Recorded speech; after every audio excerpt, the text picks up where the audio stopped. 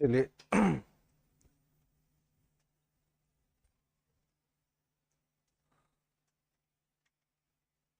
क्या देख रहे थे हम लोग?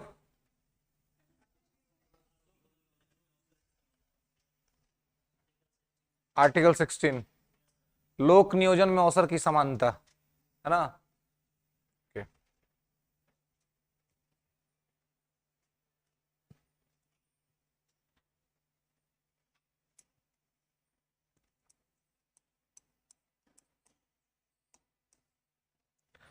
तो लोक नियोजन में अवसर की समानता हम लोग देख रहे थे, equal opportunity in public service ना। जो सरकारी नौकरी होगी उस सरकारी नौकरी में सबको समान मौका दिया जाएगा, ये इसका कहने का मतलब है। और आपने देखा होगा कि इससे पहले जो आपकी टीचर वैकेंसी थी जिसका एग्जाम हुआ था, इसका रिजल्ट अभी आया नहीं है ना? आने वाला है सर, नहीं आया ना अभी, आने वाला है 16 तक। तो उसमें जब पहले तो केवल बिहार के लोगों के लिए था, है ना, लेकिन बाद में मुख्यमंत्री साहब ने एक आदेश निकलवाया कि सभी लोग भर सकते हैं, है ना। तो इसका बहुत विरोध किया गया, बिहार के विद्यार्थियों ने किया, मतलब बिहार के शिक्षकों ने किया कि भाई ये ठीक नहीं है, पहले तो हमें ही दो, हम ही बेरोजगार घूम रहे हैं, है ना। मतलब अपना घर का ठीक नहीं है तो दूसरा को न्योता भेज रहे हैं, अपना भोजन पूरा हो नहीं रहा है और दूसरा को इनवाइट कर रहे हैं कि आना मेरे यहाँ खाने के लिए। तैते पाव पसारिए जैते लंबे शोर, है ना भाई, मतलब पैर उतने ही पसारिए तक भी चादर में अट जाए, है कि नहीं। तो इसलिए बिहार के जो विद्यार्थी थे उन्होंने विरोध किया। तो सेक्रेटरी ऑफ होम अफेयर्स जो हमारे गृह सचिव हैं, है ना, गृह सचिव अभी तो चीफ मिनिस्टर साहब के चीफ सेक्रेटरी भी हैं, आमिर सुबहानी साहब, है ना। तो उनके यहां से एक लेटर निकला, उस लेटर में आर्टिकल 16 का जिक्र किया गया। इस पूरे मामले के अंतर्गत आर्टिकल 16 का जिक्र किया गया कि हम संविधान में स्थापित नियमों का पालन कर रहे हैं, जो कहता है कि लोक नियोजन में अवसर की समानता। तो हम भारत के सभी नागरिकों को अवसर दे रहे हैं बिहार में नौकरी करने का, संविधान अनुकूल काम कर रहे हैं, संविधान के प्रतिकूल नहीं कर रहे हैं, इसलिए इस आधार पे हमें कोई गलत नहीं ठहरा सकता है ना। तो ये उसी आर्टिकल के तहत ये मौका सबको दिया गया था, ठीक है। इसके अलावा आप देखते हैं कि जब भी कोई वैकेंसी आती है, कोई भी वैकेंसी, तो उसमें सीट क्या होता है जी, फिक्स किया जाता है। जनरल इतना, ओबीसी इतना, ओबीसी में बीसी, है ना, BC1 BC2, है ना। इसके अलावा आपका SC ST, है ना, सबके सीट होते हैं। इसके अलावा डिसेबल, है ना, जो विकलांग लोग होते हैं उनका। यानी कि भारत में रहने वाले जितने लोग हैं, जो भी कम्युनिटी के लोग हैं, जितनी जाति धर्म संप्रदाय के लोग भारत में रह रहे हैं, उन सबको बराबर का महत्व दिया जाता है, इक्वल अपॉर्चुनिटी ग्रांट किया जाता है। किसमें? तो सर्विस के अंदर में, ताकि हर लोग को मौका मिले। पहले क्या था, राजतंत्र था देश में, तो क्या होता था, किसी एक जाति के लोग जो राजा के फेवरेट लोग हैं, है ना, वही लोग मंत्री बनते थे, या वही लोग राज्य के सर्विस में उनको राजकीय नौकरियां मिलती थी, बाकियों को नहीं मिलता था। लेकिन जब संविधान बन गया तो क्या कहा गया कि नहीं, हर लोग को मौका दीजिए, समाज का पिछड़ा वंचित तबका जो है उसको भी मौका दीजिए, और समाज का जो संपन्न तबका है उसको भी मौका दीजिए, सबको मौका दीजिए। तो सबको मौका देने के लिए ये यहां पर ऐसे किया गया। ओके, तो इसको आपको ध्यान रखना है कि ये हमारे यहां तो होता ही है ना, इक्वल अपॉर्चुनिटी जो है, इसका बीमारी रोज रोज वही रहता है। ठीक है, कपड़े ले रहे,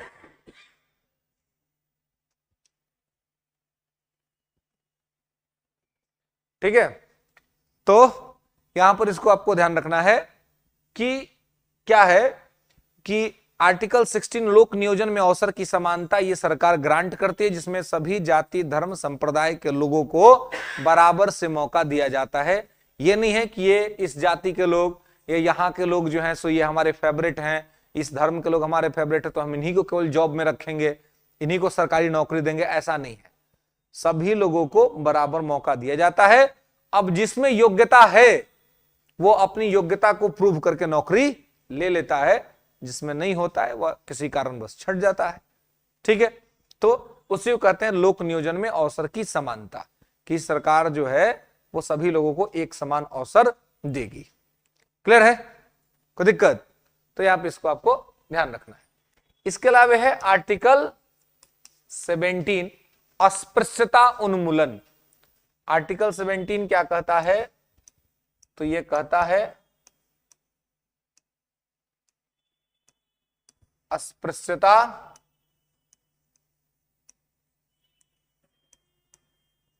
उन्मूलन या अस्पृश्यता का अंत।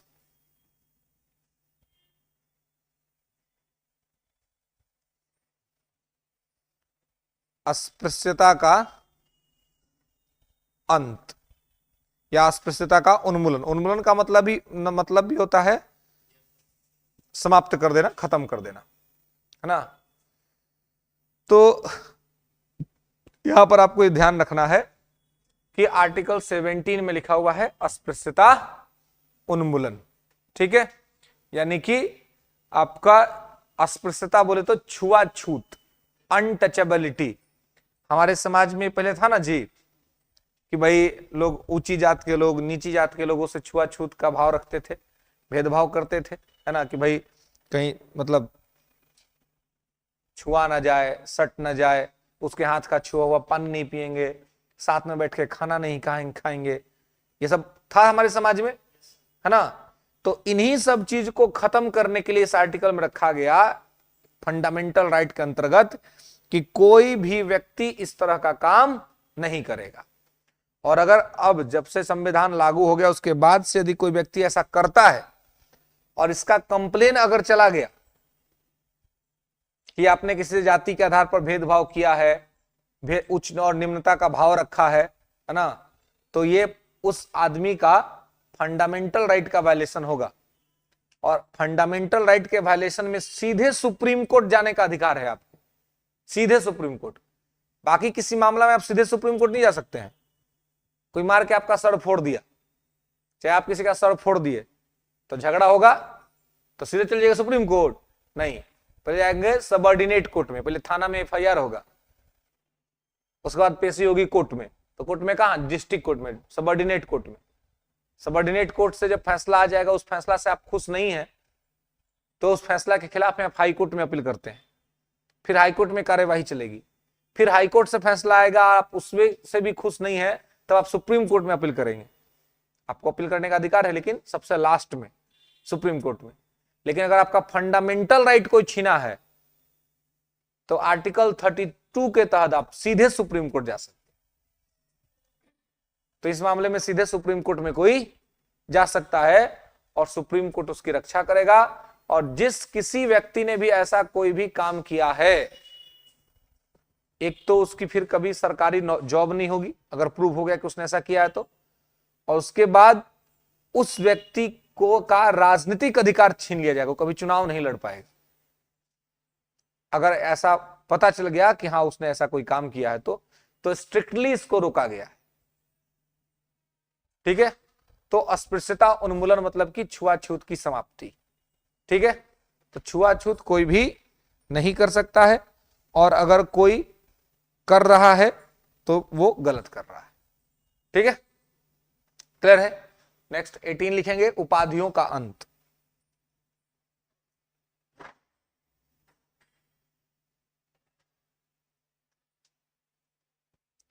ठीक है, उपाधियों के अंत, हाँ 18 में।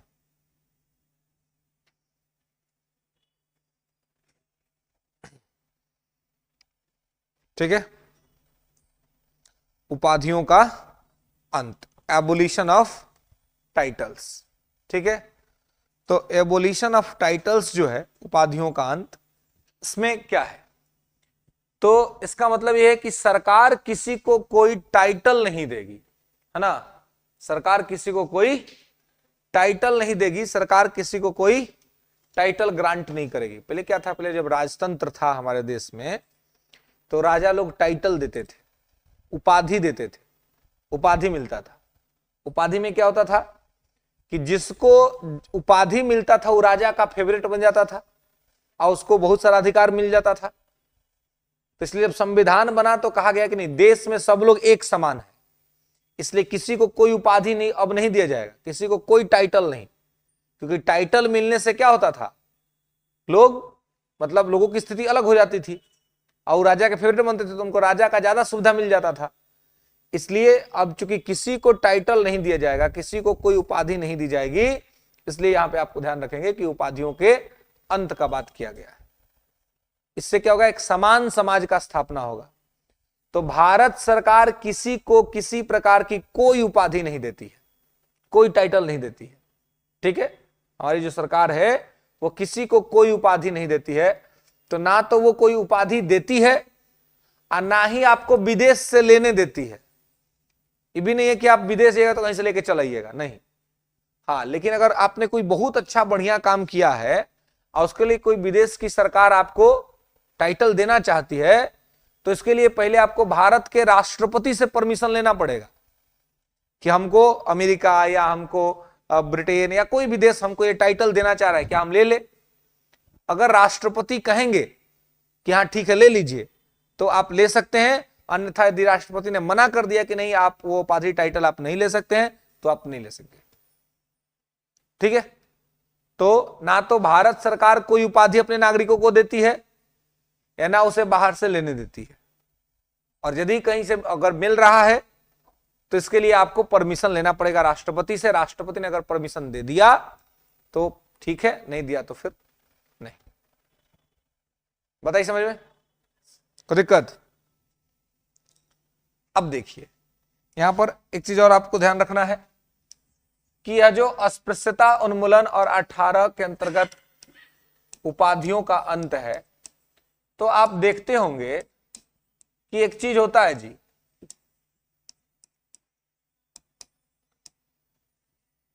कि कुछ लोगों को मिलता है क्या, तो कुछ लोगों को मिलता है भारत रत्न, पद्मश्री, पद्म भूषण, पद्म विभूषण, है ना, ये सब मिलता है।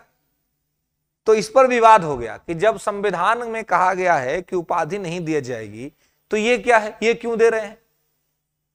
केस हो गया सुप्रीम कोर्ट में। तो सुप्रीम कोर्ट ने स्पष्ट तौर पे कहा कि देखिए ध्यान रखिए, अगर किसी को भारत रत्न मिल रहा है या किसी को पद्मश्री मिल रहा है, किसी को पद्म भूषण मिल रहा है या किसी को विभूषण मिल रहा है, तो ये कोई भी उपाधि नहीं है, इसमें से कोई भी उपाधि नहीं है, ये कोई भी टाइटल नहीं है। ये क्या है? ये सब पुरस्कार है, ये पुरस्कार है। कोई व्यक्ति अपने जीवन में कुछ अच्छा काम किया है तो इसके लिए उसको क्या कर रहे हैं? पुरस्कार दे रहे हैं। तो ये क्या है? पुरस्कार है, ये कोई टाइटल नहीं है, ये पुरस्कार है। इसलिए उसको क्या दे रहे हैं? पुरस्कार दे रहे हैं। इसलिए इसको ये नहीं कह सकते कि टाइटल है। लेकिन हाँ, ध्यान रहे कि इस पुरस्कार को कोई व्यक्ति परफिक्स या सरफिक्स के रूप में अपने साथ के साथ, अपने नाम के साथ जोड़ के घूम नहीं सकता है। परफिक्स या सरफिक्स समझते हैं? उपसर्ग या प्रत्यय, उपसर्ग या प्रत्यय हिंदी में पढ़े होंगे, उपसर्ग और प्रत्यय। तो ये नाम के आगे और पीछे लगता है ना। तो ये नहीं हो सकता है कोई आदमी अपने नाम के आगे या पीछे लगा के किसी सरकारी कार्यालय में जाए और जाके कहे कि हमको पद्मश्री मिला है, मेरा काम पहले होना चाहिए। अगर ऐसा करते हुए कोई पाया गया तो उसका यह पुरस्कार उससे छीन लिया जाएगा और उसको जो राशि मिली है वो राशि उसको वापस करनी पड़ेगी। तो ध्यान रहे कि ये कोई भी ये उपाधि नहीं है, ये सब का सब क्या है? पुरस्कार है। और इस पुरस्कार को आप परफिक्स सरफिक्स के रूप में यूज नहीं कर सकते। ठीक है, इसलिए भारत सरकार कोई उपाधि आपको नहीं देती। ठीक है, क्लियर है? इसके अलावा आपको एक चीज ये ध्यान रखना है कि ये सब चीज तो आप नहीं यूज कर सकते, लेकिन हाँ, अगर आपका कोई एजुकेशनल क्वालिफिकेशन है, यानी कि एकेडमिक कोई आपके पास डिग्री है, तो आप उस एकेडमिक डिग्री को आप अपने नाम के साथ जोड़ सकते हैं। जैसे कि अगर कोई पढ़ लिख के डॉक्टर बन गया तो लिखता है ना डॉक्टर, ठीक है। या फिर कोई मान लीजिए कि इंजीनियर बन गया तो लिखता है इंजीनियर अपने नाम के आगे, है ना। कोई आईएएस बन गया तो लिखता है आईएएस, कोई आईपीएस बन गया तो लिखेगा आईपीएस। ये सब क्या है, ये इनकी अपनी उपलब्धि है, अचीवमेंट्स है। तो आपका जो व्यक्तिगत तौर पे जो अचीवमेंट है उसको आप अपने नाम के साथ जोड़ के रख सकते हैं। या आप सेना में किसी रैंक पे हैं, आप कर्नल है ना, कैप्टन है, लेफ्टिनेंट है, तो आप नाम के साथ रख सकते हैं, क्योंकि वो कोई उपाधि नहीं है, कोई टाइटल नहीं है, वो आपकी अपनी उपलब्धि है, वो आपकी अपनी अचीवमेंट है। तो आप अपना एजुकेशनल अचीवमेंट या एकेडमिक अचीवमेंट है, या फिर आपका कोई सेना में रैंक है, या प्रशासन में आप किसी पद पे हैं, तो वो आप अपने नाम के साथ लिख सकते हैं, कोई दिक्कत नहीं। क्या? हाँ बिल्कुल लिख सकता है, क्या दिक्कत है उसको, वो अपना अचीवमेंट है उसका, है ना। उपाधि नहीं है, उपाधि बस आपको नहीं मिलता है कोई भी। ये वाला जो पुरस्कार मिला हुआ है इसको आप नहीं लिख सकते अपने नाम के साथ आगे, ठीक है। बाकी बिल्कुल गोल्ड मेडल मिला है, सिल्वर मेडल मिला है, ब्रॉन्ज मेडल मिला है, लिखिए कि हम ये पुरस्कार विजेता है, कोई दिक्कत। क्या उपाधि कोई भी, जैसे कि पहले होता था राजा का उपाधि मिलता था, विक्रमादित्य का उपाधि मिलता था, है ना। तो ये सब उपाधि अब किसी को नहीं मिलता है। उपाधि मिलेगा नहीं तो लिखने का झंझट क्या है। उपाधि सरकार देती ही नहीं है, ठीक है। सरकार कोई उपाधि नहीं देती है, ना देती है ना लेने देती है। कि आप विदेशों से आके भी नहीं ले सकते हैं। आप विदेश कोई अगर बहुत अच्छा काम किया वहां से मिल भी रहा है आपको, तो आपको राष्ट्रपति से परमिशन लेना पड़ेगा कि हम इसको ले कि नहीं ले। क्या? हाँ, राष्ट्रपति से कैसे मिल सकता है? एकदम आसान। अगर आप उस लेवल पे हैं कि आपको विदेश से पुरस्कार मिला, तो राष्ट्रपति से मिलने में आपको कोई दिक्कत नहीं होगा। तुरंत आप होम मिनिस्ट्री को लेटर लिखिएगा कि हमको परमिशन के लिए चाहिए, है ना, तुरंत वो आपको मिलवा देंगे, कोई दिक्कत है। आपको हमको ना मिलने में दिक्कत है, जो आदमी इंटरनेशनली नाम कर चुका है उसको दिक्कत है राष्ट्रपति से मिलने में, प्रधानमंत्री से तो खुदे जाके मिल लेंगे। अब विराट कोहली का शादी हो रहा था तो न्योता लेके चल गया प्रधानमंत्री को देने के लिए, हम और आप जाएंगे जी? नहीं जा पाएंगे। तुरंत कहेगा भाई हमको प्राइम मिनिस्टर से मिलना है। अब जीवन में उपलब्धि हासिल कर लीजिए, देखिए तो तुरंत वही मिलने आ जाएंगे, आपको भी जाने का जरूरत नहीं पड़ेगा, है ना। कोई बहुत बढ़िया काम कर दीजिए अपने जीवन में, लाइफ के अंदर में, तो देखिए प्राइम मिनिस्टर, प्रेसिडेंट, सब लोग मिलने आएंगे आपसे। या आपको अगर उनसे मिलने का टाइम चाहिए, एक बार आप कहिएगा कि हम मिलना चाहते हैं, तुरंत आपको शेड्यूल मिल जाएगा और आप जाके मिलके आ जाइएगा, कोई दिक्कत नहीं, है ना। आम आदमी के लिए दिक्कत है, खास आदमी के लिए दिक्कत नहीं। खास आदमी तुरंत मिल लेगा। इसलिए प्रयास क्या करना है? खास बनने का, है ना। जितना ज्यादा खास बनेंगे लाइफ के अंदर में, जितना ज्यादा अचीवमेंट उतना ज्यादा खास। और फिर वैसी स्थिति में आप किसी से मिलने के लिए सोचना नहीं है, जाके लीजिएगा अपॉइंटमेंट, तुरंत मिल जाएगा और मिल लीजिएगा। ऐसे अगर कुछ नहीं है लाइफ के अंदर में अचीवमेंट, तो पिताजी जल्दी टाइम में नहीं देंगे। राष्ट्रपति का टाइम तो बहुत मुश्किल है, पिताजी टाल देंगे, फोनवा करिएगा तो नहीं उठाएंगे, है कि नहीं है। तो वैल्यूज की बात है, वो आपको खुद क्रिएट करना होता है ना। कि एक बार आपने आप उस योग्य बना लिया।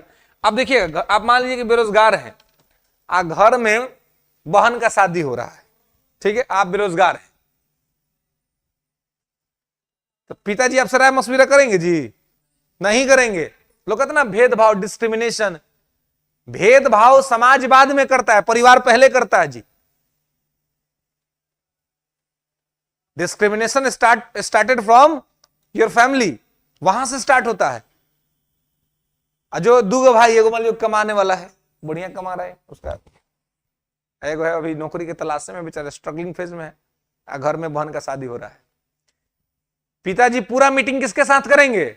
जो कमा रहे उसके साथ, क्योंकि उनको पता है कि डॉरीज तो देना पड़ेगा। तो डॉरीज में जो पैसा देना है या गाड़ी देना है, तो उसमें पैसों में मदद कौन करेगा? जो कमा रहा है सो। तो भाई उसके साथ ठीक से बात करना पड़ेगा, उससे बातचीत करना, उससे राय लेना पड़ेगा कि भाई स्प्लेंडर दिया जाए कि अपाची दिया जाए कि बुलेट दिया जाए, है कि नहीं। कैसे कि पैसा तो उन्हें से ना आना है। और जो बेरोजगार है वो अगर जाके कहेगा कि बुलेट में दिया जाए, तो पिताजी भी डांटेंगे और जो कमा रहे वो डांटेगा कि तोरा 1 रुपया तो कमाना नहीं है, तुम महंगा वाला एस्टिमेट बना के दे रहा है? पहले कमाओ तब एस्टिमेट बना के दो। तो डिस्क्रिमिनेशन स्टार्टेड फ्रॉम फैमिली। भेदभाव परिवार से शुरू होता है, वहीं से शुरू होता है पूरा कहानी, है ना। तो इसलिए क्या है कि अपने आप को क्या करना होता है, अपने आप को आपको हमेशा बेहतर बनाना होता है, क्योंकि आप बेहतर रहिएगा, बढ़िया स्थिति में रहिएगा तो हर जगह आपको कहीं कोई दिक्कत नहीं होगा। और अगर आपकी स्थिति कमजोर हुई, खराब हुई, तो आपको हर जगह दिक्कत होगा, हर जगह आपको समस्या झेलना पड़ेगा, समस्या आपको जो है सो देखना पड़ेगा। खैर, तो यहां पर इस चीज को आपको ध्यान रखना है, ठीक है। तो यहां पर आर्टिकल 18 के अंतर्गत हम लोग ये देख रहे थे उपाधियों का अंत, ठीक है। तो कोई भी उपाधि सरकार आपको नहीं देती है, ठीक है, और ना ही आप विदेश से बाहर से ले सकते हैं। क्लियर है? हाँ हाँ हाँ,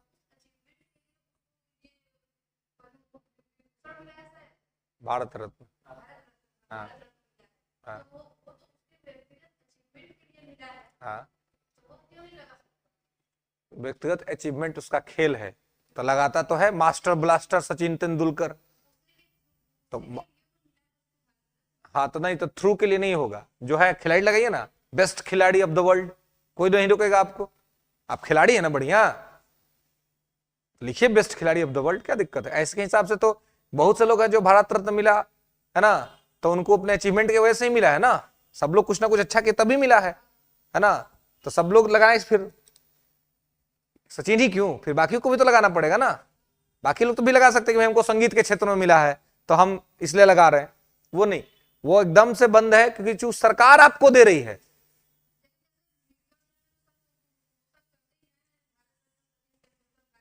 हाँ, तो मीडिया बोलती है, आप नहीं बोल सकते हैं। आपको मिला तो मीडिया कहती है कि आपको ये पुरस्कार मिला है, आप पढ़ते भी हैं, लेकिन आप जाके सरकारी कार्यालय में नहीं कहिएगा कि हम भारत रत्न विजेता हैं, हमको सरकार ने भारत रत्न दिया है, इसलिए हमारा काम पहले कीजिए, ये आदमी का काम बाद में कीजिएगा। आप उसका धौंस नहीं दिखा सकते किसी को, है ना। आप स्पेशल नहीं है, आपने कुछ अच्छा किया तो सरकार ने आपको प्रमोट किया, बस इतनी सी बात है। अब उसका आप गलत इस्तेमाल नहीं कर सकते हैं, गलत इस्तेमाल करिएगा छिना जाएगा,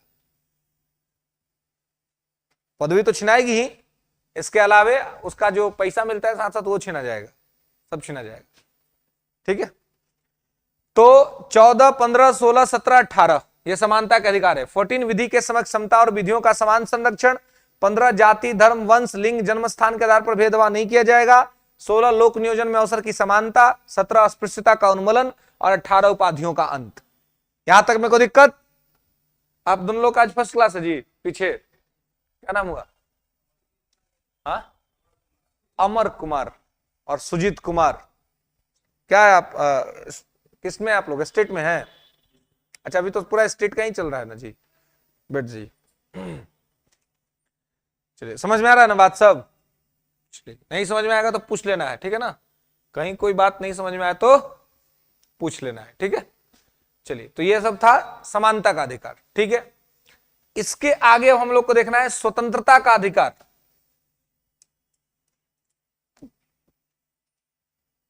क्या देखना है?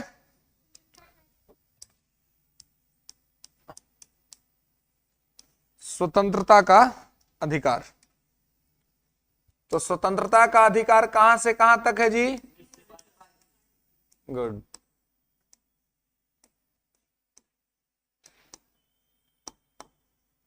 Right to liberty, article 19 to 22। अच्छा, चलिए, अगर आपसे पूछा जाए कि आपको पहले स्वतंत्रता चाहिए कि पहले समानता चाहिए, तो क्या कहेंगे जी?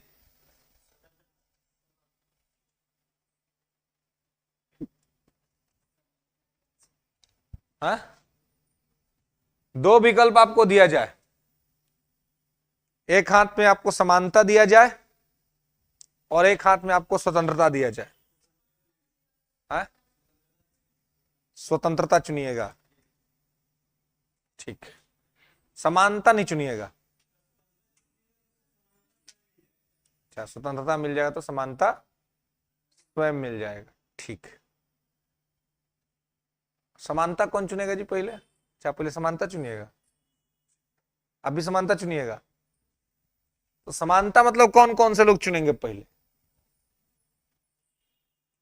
अच्छा, स्वतंत्रता कौन कौन से लोग चुनेंगे जी पहले? एक ही आदमी स्वतंत्रता चुनेगा है? अब बाकी जो लोग हाथ नहीं उठा रहे, क्या दर्शक दीर्घा में आए हैं? बस हमको क्या पड़ा है भाई, ले लो तुम अपना, हमको क्या, हमको तो कुछ नहीं चाहिए, हमको तो जो मिलेगा उसी से खुश है, वो वाली बात है? थॉट्स तो होने चाहिए ना अंदर में, दिमाग में। इससे क्या, इससे काम लेना है जी। भगवान ने जो ये मटेरियल जो क्रिएट किया है, इससे क्या करना है, इससे यूज करना है। हाँ, तो इसमें कंफ्यूज क्यों होना है? सोचना है ना, सोच के अपना पक्ष रखना है। पहले स्वतंत्रता ही चाहिए। ठीक है, देखिए, किसी भी समाज को सबसे पहले समानता चाहिए, नॉट स्वतंत्रता, नॉट लिबर्टी। अब बिल्कुल सीधे तो आप इसी थॉट्स पे जा सकते थे कि भारत के संविधान निर्माताओं ने पहले समानता का अधिकार दिया है ना, स्वतंत्रता बाद में ना दिया है जी। सीधे लॉजिक ये लगा लेते, ये तो ना कि दिमाग से भी काम लेना है, इसको खाली क्रीम पाउडर लगा के स्मार्ट नहीं बनाना है ना। एक्चुअल स्मार्टनेस कहां है? इसके अंदर में है, जहां से आपके पास लॉजिक्स हो, जहां से आपके पास अंडरस्टैंडिंग्स हो, जहां से आपके पास जबरदस्त तरीके का तर्क हो, है ना, तार्किक शक्ति बेहतरीन हो। तो 19 से 22 में स्वतंत्रता रखा गया है। बाबा साहब अम्बेडकर ने संविधान को लिखा। अगर स्वतंत्रता इतना ही इंपॉर्टेंट होता तो पहले लिखते ना कि 14 से 18 में स्वतंत्रता, अब बाद में समानता। लेकिन पहले क्या लिखा? पहले लिखा समानता। समानता के बिना कोई भी समाज, कोई समाज है जो समान नहीं है और उसको ऐसे ही अगर स्वतंत्रता दे दिया गया तो क्या होगा? वहां पर मजबूत लोग मजबूत होते चले जाएंगे और कमजोर लोग कमजोर होते चले जाएंगे। समानता के बिना स्वतंत्रता समाज में असमानता पैदा कर देगी। तो स्वतंत्रता से पहले समाज को समान बनाना चाहिए, सब लोग एक प्लेटफॉर्म पे आए और उसके बाद सबको स्वतंत्र कर दीजिए। तो क्या होगा? अब उसके बाद जिसमें जो योग्यता होगी वो आगे बढ़ेगा, जिसमें नहीं होगी नहीं बढ़ेगा। लेकिन अगर आप कोई असमान समाज है और उसमें सबको स्वतंत्रता दे दीजिए तो जो पहले से पीछे वो पीछे ही रह जाएगा, आज जो आगे वो आगे बढ़ता रह जाएगा। इसलिए सोसाइटी को पहले क्या चाहिए? समानता चाहिए। सोसाइटी को पहले समानता चाहिए, ध्यान रखेंगे, इसीलिए कॉन्स्टिट्यूशन में पहले समानता रखा गया। ठीक है, तो स्वतंत्रता का अधिकार आर्टिकल 19 से 22 में लिखा हुआ है। ठीक है, ये क्या होता है? स्वतंत्रता का अधिकार ये क्या होता है? तो आर्टिकल 19 में 6 तरह की स्वतंत्रता है। कितना आदमी को फंडामेंटल राइट याद नहीं रहता है तो यही गिना देता है ना, यही 6 वाला जो है वो क्या कर देता है? काउंट कर देगा।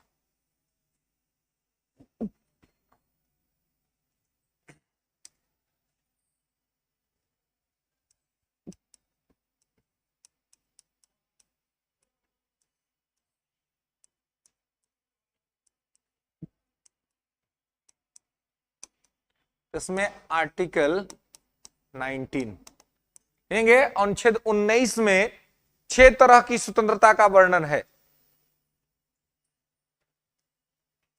अनुच्छेद 19 में 6 तरह की स्वतंत्रता का चर्चा है।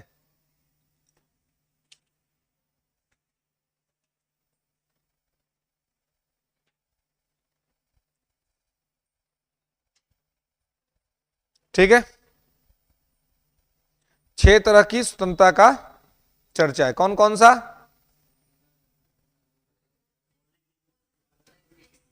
और अच्छा, हाँ,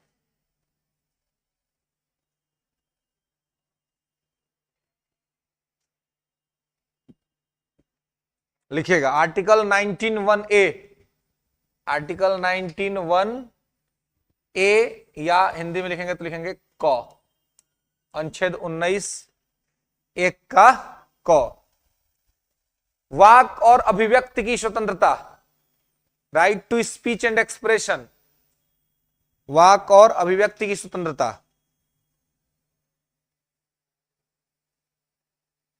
ठीक है,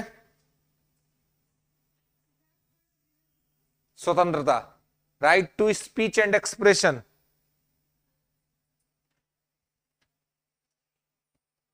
ठीक है,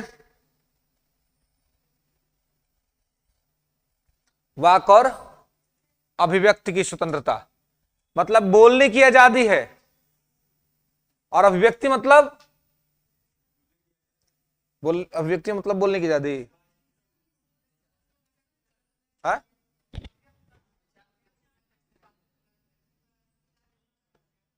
तो जो बोल रहे हैं,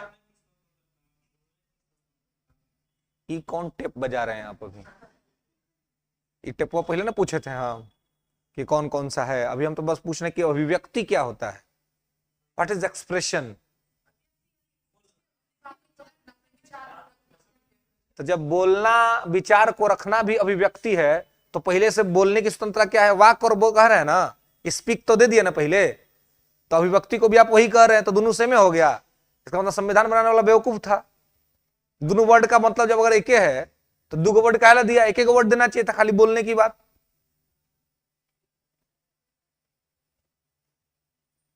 अभिव्यक्ति क्या होता है?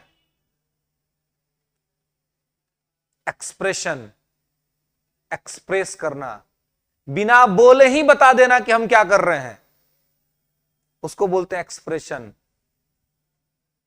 खुश हैं, मुस्कुरा रहे हैं, सामने वाला देख के कोई बोलने का जरूरत नहीं है, आपके फेस पे स्माइल है, सामने वाला समझ लिया अरे वाह, तो हमको देख के एकदम मुस्कुरा रहा है, चाहे मुस्कुरा रही है ना, होता है ना। अगर कोई देख के किसी को मुस्कुरा दिया या कोई किसी को देख के मुस्कुरा दी तो क्या समझता है? समझता है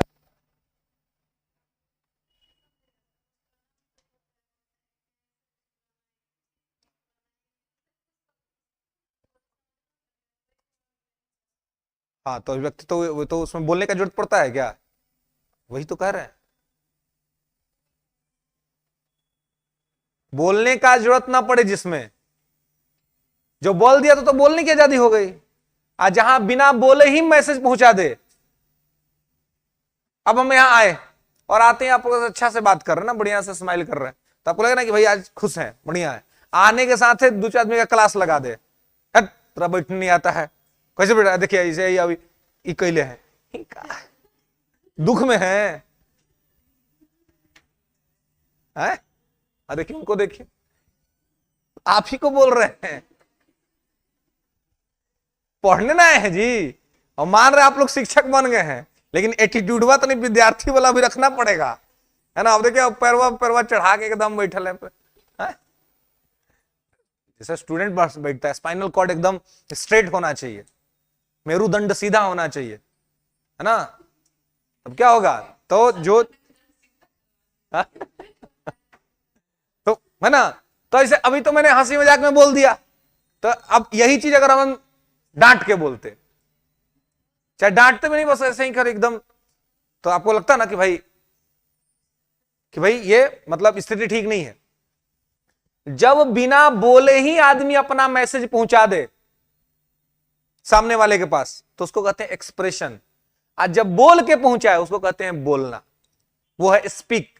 तो यहां पे right to speak and expression, बोलने की भी आजादी है और एक्सप्रेस करने की भी आजादी है, दिखाने की भी आजादी है ना। अभी सारे में बात हो गया, बोला नहीं, बोला गया, वो समझ गया, समझने वाला समझ गया, अच्छा उन्हें बुला रहा है, पहुंच गया, वो वहां पहुंच गया, अपने दोनों को जो वार्ता करना था या जो कार्यक्रम करना था अपना किया, है कि नहीं? बोला नहीं ना, एक्सप्रेस किया केवल।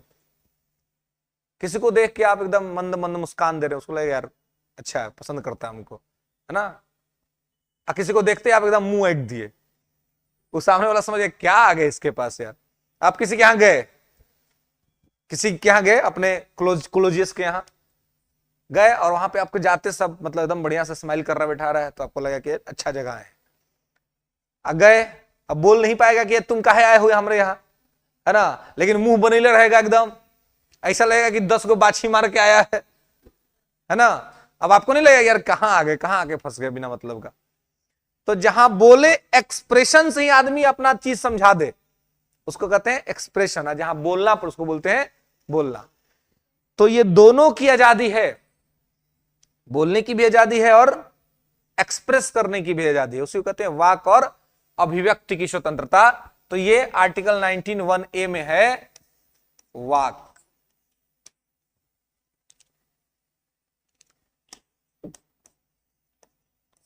वाक और अभिव्यक्ति, right to speech and expression. एक बात समझ लीजिएगा कि स्वतंत्रता का अधिकार एब्सोल्यूट नहीं है, मतलब कुछ भी बोलने या कुछ भी दिखाने का आजादी नहीं है। वही बोलना है जो सामने वाले को अच्छा लगे। अब ऐसा कुछ नहीं बोल देना है कि देश में आग लग जाए, परिवार में आग लग जाए, सामने वाला नाराज हो जाए, बहुत बड़ा कोई दुर्घटना घट जाए, ऐसे नहीं बोलना है। ऐसे अगर बोल देंगे तो क्या होगा, दिक्कत हो जाएगी ना। तो ये इस प्रकार से चीजों को आपको नहीं एक्सप्रेस करना है ना। किसी भी चीज को यदि आपको एक्सप्रेस करना है तो एक्सप्रेस करने का क्या होना चाहिए, उसका आपको तरीका होना चाहिए कि आपको एक्सप्रेस कैसे करना है, आपको अभिव्यक्त कैसे करना है। अरे बीपीएससी का क्लास कितना अभी चल रहा है ना, ऊपर बायोलॉजी चल रहा है ना, ठीक है। हमको लगा कि अभी छूट गया क्या, हमारा तो और लेट हो जाता। तो यहां पर इस चीज को ध्यान रखना है, वाक और अभिव्यक्ति की स्वतंत्रता। तो स्पीच एंड एक्सप्रेशन जो है ये आपको एक लिमिट में मिला हुआ है। आजादी आपको पूरा ही नहीं मिला हुआ कि कुछ भी बोल दीजिए। कुछ भी बोलने का नतीजा देखते हैं ना क्या होता है। अब आप रोड पे चले किसी को गाली दे दीजिए, ये तो बोल दिए ना आप। अब बोल देखिए तो सामने वाला क्या उपाय कर देगा कि नहीं कर देगा। तो बोलने की आजादी का मतलब ही नहीं कि कुछ भी बोलिएगा। बोलना यह है मीठी बानी बोलिए, मन का आपा खोए, औरन को सत्यल करे, आपहु शीतल होए। ऐसा बोलिए कि सबको अच्छा लगे, ऐसा नहीं बोलिए कि किसी को खराब लग जाए, बुरा लग जाए, आपत्तिजनक शब्द कुछ बोल दिए तो वो बोलने की आजादी नहीं है। एक्सप्रेस तो दिखाना भी है, एक्सप्रेस भी करना है तो अच्छा है। अब किसी को अच्छा इशारा कर रहे तो कोई दिक्कत नहीं है। अब किसी को कोई गंदा इशारा कर दिए, बुरा इशारा कर दिए तो क्या होगा, धर के उपाय कर देगा कि नहीं कर देगा, है ना। तो बोलने की और अभिव्यक्त करने की आजादी आपको मिली, आप ये कीजिए, कोई दिक्कत नहीं है, लेकिन एक लिमिट में है। अगर इसका गलत उपयोग करिएगा तो दिक्कत हो जाएगा, ठीक है।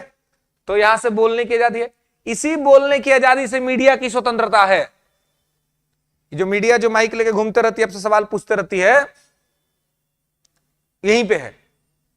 और अब देखिए, जहां बोलने की आजादी है वहां पर ही चुप रहने की भी आजादी है, क्योंकि एक्सप्रेशन, अभिव्यक्ति, अगर हमसे कोई बुलवाना चाह रहा, हम बोलेंगे नहीं, हम चुप हैं, हमने मौन धारण कर लिया। ये क्या है, हमारा एक्सप्रेशन है, तो ये भी तो हमारा राइट है ना। जबरदस्ती कोई बुलवा नहीं सकता हमसे। हमारा मन होगा तो हम बोलेंगे, नहीं मन होगा निकल जाएंगे चुपचाप। आप देखते हैं अधिकारी सब, पुलिस अधिकारी सब, मीडिया चाहती है ना कि पुलिस अधिकारी कुछ बोल दे, प्रशासन का आदमी कुछ बोल दे, लेकिन देखिए पुलिस अधिकारी या प्रशासन का आदमी ज्यादा नहीं बोलता है। क्यों? क्योंकि उसके बाद का बहुत वैल्यू है, अगर और वो सारा इंटरनल चीज जानता है। अगर वो बोल दिया तो मैसेज ये हो जाएगा। तो मीडिया इसे माइक लगे रहती है, वो अपना चल जाता है और जवाब नहीं देता है। कुछ नेताजी लोग, ये लोग को तो बोलने का आदत रहता है, ये लोग बिना बोले चुप नहीं रहेगा, तो ये लोग अपना माइक, इधर तो चाहता है कि माइक मिले, हाँ, और अपना कुछ अलड़ बलड़ कुछ बोल दिया, तो दिन में कुछ बोल देगा अलड़ बलड़, और शाम के उसके पार्टी का प्रवक्ता आके जस्टिफिकेशन देगा टीवी पर कि ना नेताजी का कहने का मतलब ही नहीं था, नेताजी ही कह रहे थे, आप गलत समझे, है ना। लेकिन पुलिस प्रशासन ये काम नहीं करती। इसलिए यहां पर क्या है कि जहां बोलने की आजादी वहीं चुप रहने की भी आजादी है। आप चुप भी रह सकते हैं, कोई दिक्कत नहीं है। तो और यहीं पर मीडिया की स्वतंत्रता है, झंडा फहराने की स्वतंत्रता यहीं पर है। आपसे सीधे पूछा गया झंडा फहराने का स्वतंत्रता किस आर्टिकल के तहत मिलता है? आर्टिकल 19(1)(a) के तहत मिलता है। क्यों? क्योंकि वो भी अभिव्यक्ति है। आपके अंदर में राष्ट्रवाद का भावना है तो आप झंडा लेके घूमते हैं, आप झंडा फहराते हैं, है ना? तो इसके लिए ठीक है। तो यहां पे आपको ध्यान रखना है right to speech and expression है, ठीक है। और यहां पर जो है सो वाक की स्वतंत्रता है और यहां पर अभिव्यक्ति की स्वतंत्रता है, ठीक है। तो दोनों चीजें जो है सो यहां पर इस प्रकार से चलती है। क्लियर है? उसके बाद देखिए आर्टिकल 19(1)(a) के साथ अब क्या है, ए के बाद बी है, यानी कि ख। एक में ही आर्टिकल 19(1)(a) हो गया 19(1)(b), ठीक है, या 19(1) ख। ओके, इसमें क्या है? तो शांतिपूर्ण सम्मेलन बुलाने का स्वतंत्रता बिना हथियार के, शांतिपूर्ण सम्मेलन बुलाने का स्वतंत्रता बिना हथियार के। क्या जी, साझा विकास कर रहे हैं क्या आप लोग? साझा विकास नहीं मैम, 19(1) का ए, ठीक है, 2 का बी, या 19(1) का क, 19(1) का ख, ऐसे, ठीक है। हाँ, कुछ लाए नहीं तो मतलब क्या, यही मोदी जी वाला साझा विकास। आप पढ़िएगा तो हम पढ़ लेंगे, तो साथे साथे होने। तो ये तो जब हिस्ट्री पढ़िएगा तो वहां पे लॉर्ड मैकाले ने एक सिद्धांत दिया था, उस सिद्धांत का नाम था शिक्षा का अधोमुखी निस्पंदन का सिद्धांत। शिक्षा का अधोमुखी निस्पंदन का सिद्धांत पूछा जाता है कि यह सिद्धांत किसने दिया था? मैकाले ने दिया था यह सिद्धांत, ठीक है। इसमें कहा जाता था कि इसको इंग्लिश में कहते हैं डाउनवर्ड फिल्ट्रेशन थियरी, है ना। डाउनवर्ड फिल्ट्रेशन थियरी क्या था? एक आदमी को पढ़ा दीजिए, बाकी सब लोग अपने पढ़ लेगा। ऊपर वाले को पढ़ा दीजिए, नीचे रिश्ते रिश्ते चल जाएगा। वो पढ़ लेंगे, लिख लेंगे, आप पढ़ लीजिएगा। ये थियरी गलत था। ये थियरी को 1854 में उट्स डिस्पैच योजना में खत्म कर दिया गया। अब कह दिया गया कि सबल्टर्न में ये जो आपका डाउनवर्ड फिल्ट्रेशन थियरी है वो ठीक नहीं है। तो अगर आपके पास पेज नहीं था तो आप मैनेजमेंट के पास जाते, वहां से एक पेज मांगते, पेन नहीं था तो पेन मांगते और बैठ के लिखते।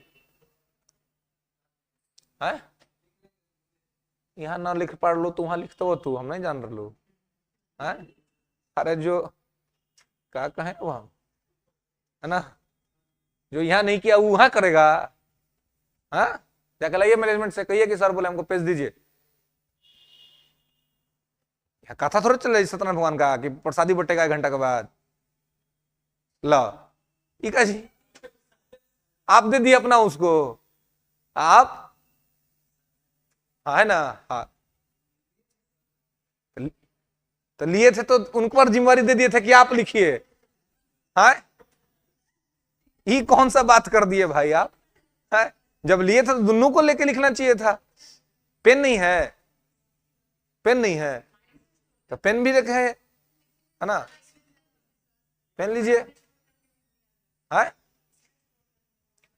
हमको पता है कितना स्टोर है ना, सबका मेमोरी हैंग भइल है यहाँ, है ना। इतना ना बिना मतलब का इंफॉर्मेशन दिमाग में है कि मतलब वाला इंफॉर्मेशन नहीं हटता है। यहाँ हो सकता है कि यहाँ सुन के लगे कि सब अब याद हो रहा है, लेकिन 2 दिन के बाद सब भुला जाइएगा।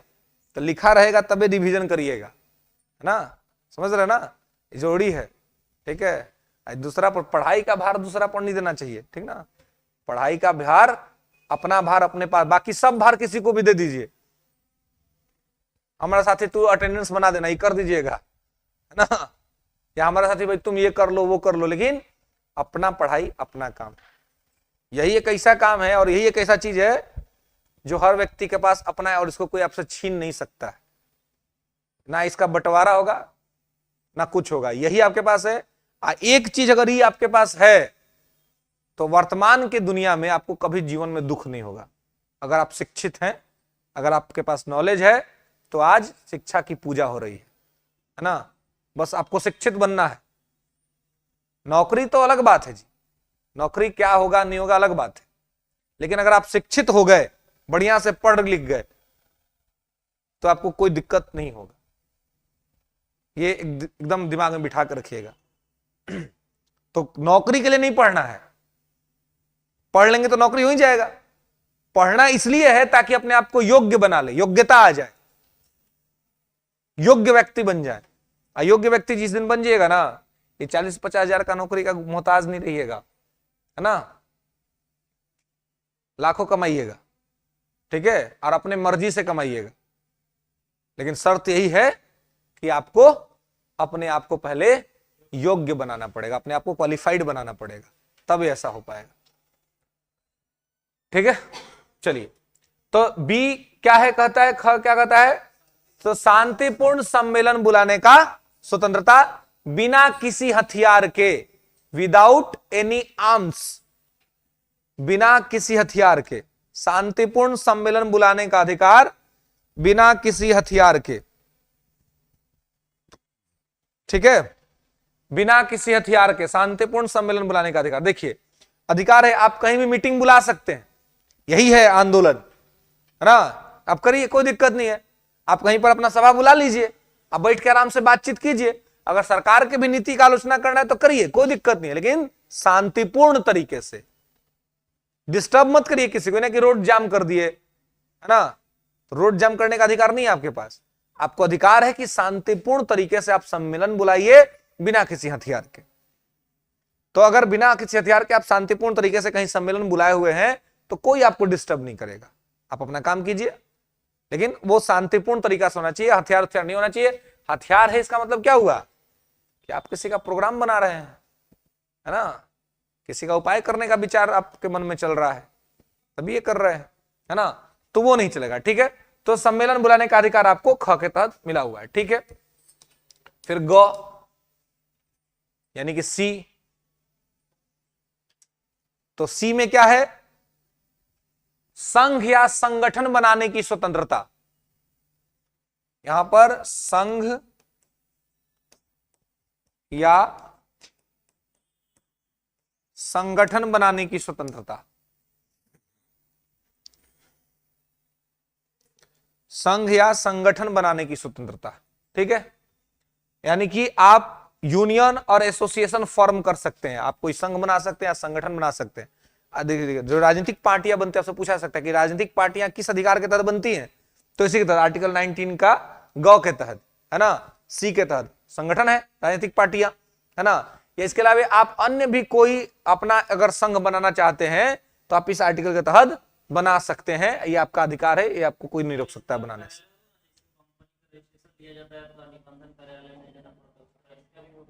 हाँ बिल्कुल, हर चीज का होता है, बिल्कुल। आपको इसलिए डॉक्यूमेंटेशन का वर्क करना पड़ेगा ना आपको, आपके संघ क्या है, किस उद्देश्य से बन रहा है। अब संघ बनाने का देखिए, कहना कि कोई भी आजादी एब्सोल्यूट नहीं है, संघ बनाने का स्वतंत्रता है आपको, तो बढ़िया संघ ना, इन्हें कि आप अपहरण करने वाला का संघ बना लिए, है ना, चल भाई तू ने उठे तो हम इन्हें उठेबो, है ना, हम इन्हें के बच्चा सबको उठाएंगे तो वो नहीं, तो क्या तो गलत संघ है ना। इसमें कहिए कि फंडामेंटल राइट है, पुलिस उपाय कर देगी मार के, है ना। अब चोरवो सब भी अपना यूनियन बना लेता है, तुम्हारा इस क्षेत्र तुम चोरी करना, हम इस क्षेत्र में चोरी करेंगे, तो ये अधिकार थोड़ा ना है, चोर संघ बनाने का अधिकार है। संघ बनाइए तो बढ़िया बनाइए, बढ़िया बनाइएगा, आपका अधिकार है।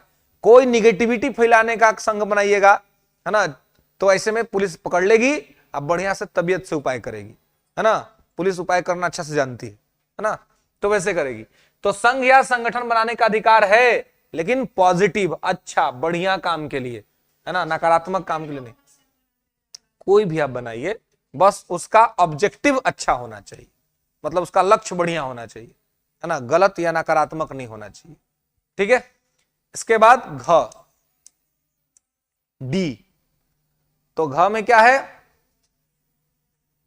तो घ में है अबाध संचरण की स्वतंत्रता, अबाध संचरण, बिना बाधा के घूमने की स्वतंत्रता है, अबाध संचरण, है ना, right to freely move territory in India, है ना, अबाध संचरण की स्वतंत्रता। ठीक है, अब देखिए, भारतीय क्षेत्र में आपको कहीं भी घूमने से कोई नहीं रोक सकता है। आप अभी पटना में है, आपका मन कर रहा है कभी शिमला जाके घूम के आए, थोड़ा यहाँ गर्मी लग रहा है, थोड़ा शिमला का आनंद ले, आप जाइए, कोई नहीं रोकेगा। आपको कश्मीर जाइए, कोई नहीं रोकेगा आपको। भारत के किसी भी क्षेत्र में आप कभी भी घूमने के लिए निकल जाइए, घूमिए, आपको कोई भी नहीं रोकेगा। यह अबाध संचरण की स्वतंत्रता है, ठीक है। लेकिन हाँ, यहां पर भी अब जैसे कि मान लीजिए कि आप गए कहीं मध्य प्रदेश, ठीक है, मध्य प्रदेश में कुछ ट्राइबल इलाके हैं, जनजातीय क्षेत्र, तो हो सकता है कि जनजातीय क्षेत्र में जाने से आपको पुलिस रोक दे। क्यों? क्योंकि वहां आपके जाने से उनका कल्चर खतरा में पड़ सकता है, क्योंकि आप तो सभ्य हैं और उनका कल्चर उनके हिसाब से है। आपके लिए वो लगेंगे जादू जैसा, आपको लगेगा कि भाई वो लोग कोई नाटक कर रहे हैं, है ना, क्योंकि उनकी अपना कल्चर है। तो उनके आपके वहां जाने से उनका कल्चर का क्या हो सकता है, थ्रेट हो सकता है, उनकी संस्कृति खतरा में पड़ सकती है, तो वहां जाने से आपको रोका जा सकता है। तो वहां आप नहीं कहेंगे कि आपका फंडामेंटल राइट का वायलेशन हो रहा है। बाकी आप सब जगह पूरे इंडिया में घूमिए, लेकिन कहीं पर अगर ट्राइबल लोग रह रहे हैं और वहां आपके जाने से अगर उनके संस्कृति को खतरा है, तो सरकार वहां जाने से आपको रोक सकती है ना। ये पॉजिटिव के लिए, मतलब ये सीधा सा है। जैसे कि आपका हाथ है तो आपको स्वतंत्रता है कि आप अपने हाथ को पढ़ने के लिए यूज कीजिए, खाने पीने के लिए यूज कीजिए, है ना। लेकिन अब आपका हाथ है, किसी को मार दीजिएगा? आपका हाथ है तो जाके किसी के सामने हिलाइएगा, चलो भाई हम हिला रहे हैं, हमारा हाथ है, हम स्वतंत्र देश के नागरिक है, हमारा हाथ है, हम हिला रहे हैं। ये स्वतंत्रता है? ये तो स्वतंत्रता का अतिशय यूज हो गया ना, आप बहुत ज्यादा यूज कर रहे हैं। अब आप दूसरा आदमी के मुंह के सामने अपना हाथ हिला के कहेंगे कि मेरा स्वतंत्रता है, हम अपना हाथ है हिलाएंगे चाहे कुछ करेंगे, तुम्हारा कुछ करके दिखाओ, तो इससे क्या होगा, उस आदमी का स्वतंत्रता भंग हो जाएगा। उस आदमी की भी स्वतंत्रता है कि वो शांतिपूर्ण रूप से अपना जीवन जिए, आप उसको डिस्टर्ब कर रहे हैं अपनी स्वतंत्रता यूज करके। तो समझना यह है कि जो भी स्वतंत्रता आपको मिला है वो अपनी स्वतंत्रता का प्रयोग करते करते दूसरे की स्वतंत्रता का रक्षा करना भी आपका कर्तव्य है। अगर आपके स्वतंत्रता से दूसरा का स्वतंत्रता भंग हुआ तो आपकी स्वतंत्रता को कम कर दी जाएगी। अब आपका फ्लैट है, आप वहां पर खूब तेज में बढ़िया से डेक या गाना बजा रहे हैं ना, अब बगल में पढ़ने वाला विद्यार्थी है, कोई डिस्टर्ब हो रहा है, तो आप कहिए कि आपका स्वतंत्र है, अपने घर में कुछ करेंगे? नहीं, अपने घर में कुछ नहीं करिएगा आप, वहां पे वो कंप्लेन मार देगा तो आप पर ही होगा। 10 बजे रात्रि के बाद नहीं, 10 बजे दिनों में बतिएगा तो क्या उपाय हो जाएगा? वो तो पॉल्यूशन का मामला है ना, वो तो साउंड पॉल्यूशन का मामला है, 10 बजे रात का ध्वनि प्रदूषण का मामला है, रात के सोने में लोगों को दिक्कत होती है उसका। आप अगर सुबह भी है, 10 बजे दिन है, अब बगल में कोई पढ़ रहा है, आप फुल साउंड करके गीत बजाइएगा, ये कोई बात हुआ? कंप्लेन नहीं होगा उस पर? होगा कंप्लेन, वो जाके कर सकता है कंप्लेन आप पर। आपको गाना सुनने का मन है, आप सुनिए, आपको कोई नहीं रोक रहा है, लेकिन आप उतने सुनिए जितना से कि आप सुन पाए। गांव भर को कैसे सुना रहे हैं भाई? आप खुश हैं तो आप रोमांटिक गाना सुन रहे हैं, आपका मामला सब अच्छा चल रहा था, आप रोमांटिक सुन रहे हैं, बगल में किसी का ब्रेकअप हुआ है बेचारा का, वो दुख में है, आप उसके सामने आप बढ़िया बढ़िया गीत बजा रहे हो, उसका अच्छा लगेगा? उसका मामला कुछ और है, आपका मामला कुछ और है। अभी रिसेंटली आप देखोगे ना, मस्जिद पर से माइक उतारने का नियम आया कि नहीं आया? माइक वाला तो बजता था वो कि भोरे भोरे बजता है, दिन 5 का नमाज होता है, अब 5 बार बजता है। तो दिन में यूं कहा गया ना कि भाई मंदिरों से भी उतार दीजिए माइक को, अब मस्जिदों से भी उतार दीजिए माइक को। ये नियम आया कि नहीं आया? क्यों आया? क्योंकि मामला कोर्ट तक ये गया कि लोग इससे डिस्टर्ब होते हैं। हार्ट का पेशेंट कोई है, अचानक से आवाज लाउड में आता है तो उसके हार्ट पे निगेटिव इंपैक्ट पड़ता है। 10 बजे रात का नियम देखा गया? नहीं, 10 बजे रात का नियम तो जनरल नियम है, लेकिन असामान्य परिस्थितियों में 10 बजे दिन में भी अगर बगल में कोई हार्ट का पेशेंट है और आपके यहां सोहर हो रहा है खूब बढ़िया से, तो कंप्लेन कर सकता है। वो कह सकता है आकर के आपको कि भाई आप क्या कीजिए, आप थोड़ा अपना वॉल्यूम कम कर दीजिए, नहीं तो उस आदमी का तबीयत खराब हो जाएगा और ज्यादा। तो आपकी स्वतंत्रता है, लेकिन आपकी स्वतंत्रता दूसरे की स्वतंत्रता की रक्षा के साथ है। इसलिए हमने कहा राइट टू लिबर्टी है। इंग्लिश में एक वर्ड होता है राइट टू फ्रीडम। तो फ्रीडम और लिबर्टी दोनों का हिंदी अर्थ स्वतंत्रता ही होता है, लेकिन दोनों का मतलब अलग अलग है ना। अगर फ्रीडम लिख रहे हैं तो इसका मतलब है कि भारत के संविधान को वास्तव में नहीं समझ रहे हैं। लोग बोलने के लिए बोल देता है कि राइट टू फ्रीडम मिला हुआ है, फ्रीडम नहीं मिला, राइट टू लिबर्टी मिला हुआ है। फ्रीडम का मतलब यह होता है कि ऐसी आजादी जिस पर कोई प्रतिबंध ना हो, और लिबर्टी का मतलब होता है कि प्रतिबंध के साथ आजादी। तो हमको आजादी मिली हुई है प्रतिबंध के साथ, ये नहीं कि कुछ भी कर रहे हैं ना। कुछ भी करने की आजादी नहीं है, सब कुछ नियम कायदे कानून के अंतर्गत रह के करने की आजादी है।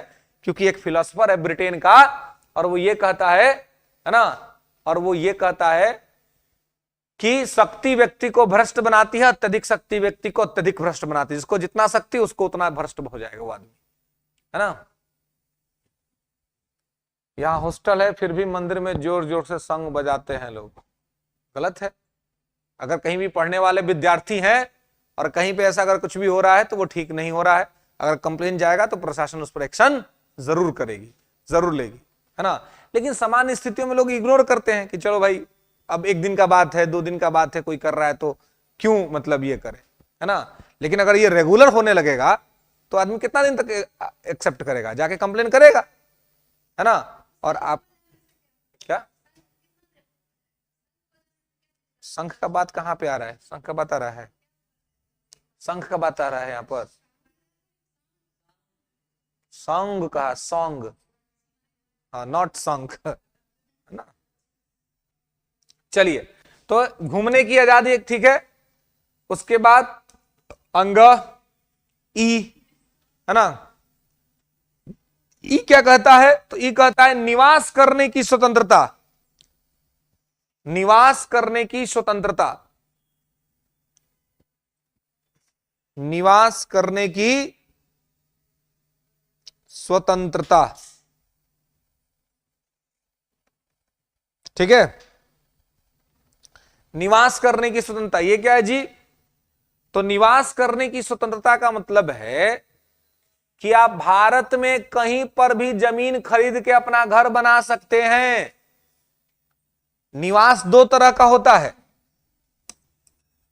निवास 2 तरह का होता है, एक होता है अस्थाई और एक होता है अस्थाई। तो अस्थाई या अस्थाई रूप से आप भारत में कहीं भी रह सकते हैं, कोई दिक्कत नहीं है। ऐसा सब आप लोग पटना में आए हैं तो पटना में अस्थाई तौर पे रह रहे हैं ना जी, पढ़ने के लिए आए हैं, है ना। नौकरी लग जाएगी फिर अपना घरे जाएंगे या फिर जहां पे लगेगा वहां पे जाकर के रहेंगे, है कि नहीं। तो भारत में कहीं भी आप या तो अस्थाई तौर पे रह, यानी कि रेंट लेके रह सकते हैं, या फिर आपके पास अगर पैसा है तो जमीन खरीद के घर बना के रहिए, कोई दिक्कत नहीं है। सब जगह खरीद सकते हैं। जम्मू कश्मीर, बस केवल जम्मू कश्मीर में पहले था कि आप जमीन नहीं खरीद सकते थे, लेकिन अब जम्मू कश्मीर में भी खरीद सकते हैं क्योंकि धारा 370 खत्म हो गया। रहा बात नागालैंड, चाहे मणिपुर, चाहे कौनोपुर, हर जगह खरीद सकते हैं। केवल बैन था कश्मीर में धारा 370 की वजह से, लेकिन 2019 में 370 धारा खत्म हो गई, है ना। 370 धारा खत्म हो गया 19 में, तो उसके बाद से अब हो गया कि भारत का कोई भी नागरिक अब कश्मीर में भी जाके जमीन खरीद के घर बना सकता है, ठीक है। अब बाकी स्टेट में तो पहले से अलाउ है क्योंकि वो सब भारत का पूर्ण राज्य है, उनके लिए अलग से कोई नियम कायदा कानून नहीं है, एक ही संविधान है, सबको मानना है। हाँ, अब देखिए जैसे कि हमने कहा कि अगर कहीं पर कोई कल्चरल प्रॉब्लम होगा तो आपको जमीन खरीदने का घर है कहीं पर जाकर के नागालैंड में कहीं स्पेशल जोन में, और वहां पर नागालैंड की स्पेशल ट्राइबल कम्युनिटी रहती है, तो सरकार वहां पे मना कर देगी आपको कि वहां नहीं, आप मैदानी इलाका में लीजिए। जहां पर आपके जाने से वहां के लोगों के संस्कृति को खतरा होगा वहां आपको नहीं जाने दिया जाएगा, लेकिन बाकी जगहों पे आप जमीन लेके घर बना सकते, कोई दिक्कत नहीं है। अभी आपके पॉकेट पर डिपेंड करता है कि पॉकेट मनी कितना अलाउ हो रहा है, कहां जमीन बनाने का, कहां घर बनाने का, है ना। तो भारत के भौगोलिक क्षेत्र में कहीं भी आप जाके अस्थायी तौर पे या अस्थायी तौर पे आप रह सकते हैं, निवास कर सकते हैं, कोई दिक्कत नहीं है ना। एक जम्मू कश्मीर पहले बैन था, लेकिन 370 खत्म होने के बाद अब वो भी बैन वहां से हट गया। ओके, दिक्कत। अब देखिए इसके बाद है च, है ना। तो ध्यान रखिएगा कि च जो है वो खत्म हो चुका है, समाप्त हो चुका है, ठीक है। च समाप्त हो चुका है, यानी कि एफ जो है सो खत्म हो चुका है। तो इसके बाद है जी। एफ क्यों खत्म है, तो ये संपत्ति का अधिकार, संपत्ति अधिकार 2 जगह था, एक 19 के एफ में था और एक आर्टिकल 31 में था, दोनों जगह से हटा दिया गया है, ठीक है। इसलिए च ध्यान रखेंगे कि एग्जिस्ट नहीं करता, तो च लिख के क्रॉस मार देना है, लिख देना है वहां पे संपत्ति का अधिकार अब मूल अधिकार नहीं है, क्योंकि वो संपत्ति का अधिकार वहां पे हुआ करता था। ओके, तब वो फंडामेंटल है। तो च क्या है, खत्म है, तब है छ, यानी कि जी। दोनों जगह का अलग अलग अंतर है, दोनों जगह के संपत्ति का अलग अलग चर्चा था, इसलिए दोनों जगह पर इसको रखा गया था। छ यानी कि इंग्लिश में लिखेंगे तो जी, ठीक है। हाँ, ये जी जो है यह है वृत्ति एवं उपजीविका की स्वतंत्रता। वृत्ति कहां हो गया 6 पॉइंट मैम, कहां हुआ है? हाँ हाँ, तो ये है लिखे तो ये गलत खत्म नहीं हो गया है, थोड़ा ज्यादा यूज करना है ना, थोड़ा आगे बढ़ के सोचना है, ठीक है। खाली जितना दिख रहा है उतना नहीं सोचना है ना। जब देख रहे हैं कि चल है लेकिन खत्म हो गया तो इसका कोई वैल्यू है नहीं है, तो वैल्यू नहीं है तो बच कितना जाएगा? 7 है ना। बच्चे सबको सिखाए होंगे ना बचपन में, 5 में से 3 गया तो हाथ में कितना बचा? 2 गो। तो 7 में से 1 गया तो हाथ में कितना बचा? 6 गो। टोटल 7 गो था लेकिन 1 गो निकल गया, 1 गो अपना घर है, बच लो कितना? 6। तो जी में क्या है? वृत्ति एवं उपजीविका की स्वतंत्रता। वृत्ति एवं उपजीविका की स्वतंत्रता।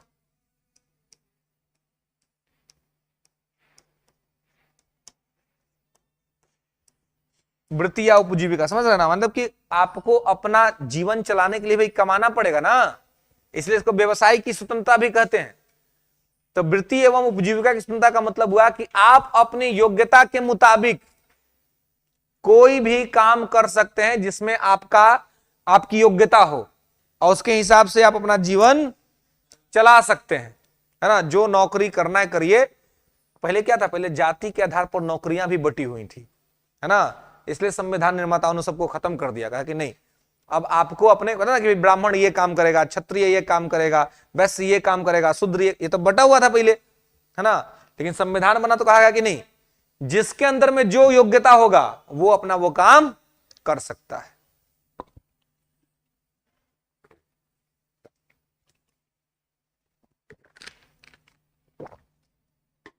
सरकार कोई भेदभाव नहीं करेगी, ठीक है।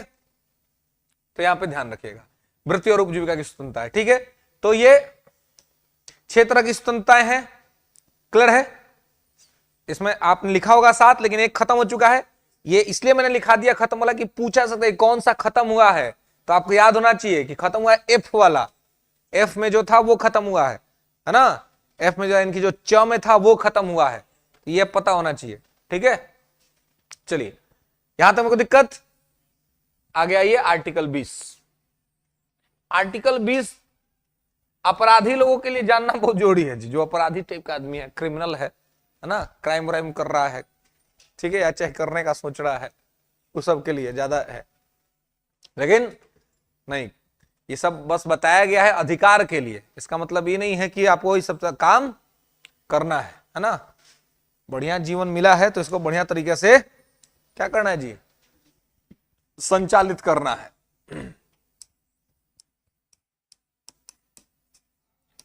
तो आर्टिकल 20, आर्टिकल 20 क्या है जी?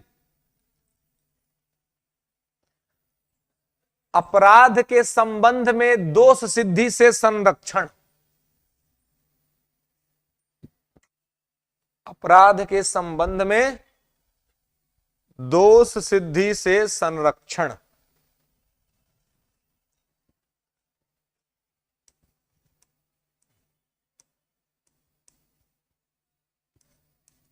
अपराध के संबंध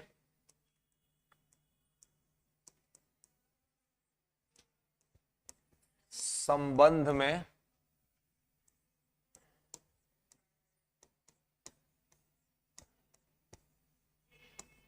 दोष सिद्धि से संरक्षण, ठीक है। अपराध के संबंध में दोष सिद्धि से संरक्षण,